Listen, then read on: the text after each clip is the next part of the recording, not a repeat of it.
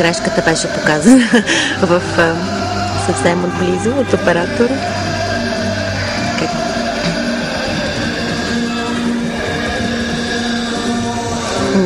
Много грешки с този уред. Той е много труден технически, разбира се, но виждаме, че до този момент почти всяка гимнастичка с лента допусна доста груби грешки. И ако за малките, да кажем, е по-оправдано, защото това е последния уред, който се усвоява. За по-странно, да.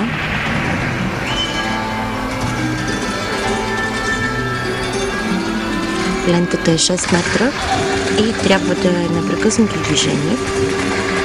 Всяко увисване на краището на лентата се наказва. И влачене по земята. Да. Като дори в липсата на достатъчно добре нарисувани кръгчета или знаци, рисунъка, да, също се наказва. Така че е доста уморително.